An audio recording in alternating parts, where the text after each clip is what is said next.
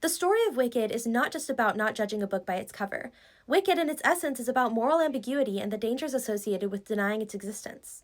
The wizard actually sums this up perfectly in his song in Act 2, Wonderful. There are precious feudities with moral ambiguities, so we act as though they don't exist. They call me wonderful, so I am wonderful. Here he's actually telling Elphaba how he took advantage of and manipulated the people of Oz. Because it takes so much effort and compassion to understand the nuances of every situation, people would rather decide someone is entirely good or entirely wicked, even if no one is either.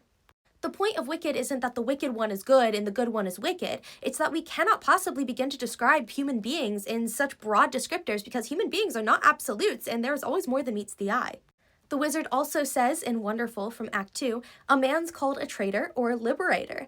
A rich man's a thief or philanthropist. Is one a crusader or a ruthless invader? It's all in which label is able to persist. History was written by the victor. Their opponent may not have been evil, but if it benefits their platform, yes they were. And everything the victor did was perfectly good.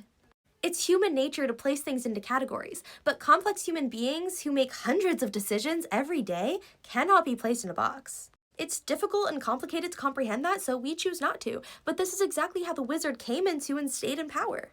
The people decided the wizard was wonderful, so no matter what the wizard did, he was wonderful. And the people decided Elphaba was wicked, so no matter what she did or why, she was wicked. This black and white mindset is exactly why the people of Oz were so easily manipulated. And the story of Wicked is a warning to all of us to not be the same way, because the people who do understand that will take advantage of it. An audience member deciding the coin has been completely flipped and Glinda is evil and Elphaba is a perfect savior is falling into the exact same trap that the people of Oz did. They're taking the information they're being given and assigning an absolute, but human beings are not absolutes. Everything that happened in The Wizard of Oz still happened, and everything that happened in Wicked still happened. They're both true at once. They coexist. But who's good and who's wicked just depends on what side you're looking at, and there are an infinite amount of other perspectives. This is how history becomes propaganda in the wrong hands. The ability to admit and understand that you don't understand everything and that human beings are more complex than could be described in an absolute is terrifying. And being able to empathize with everyone in a situation feels bad. Wrong, even. That's just human nature.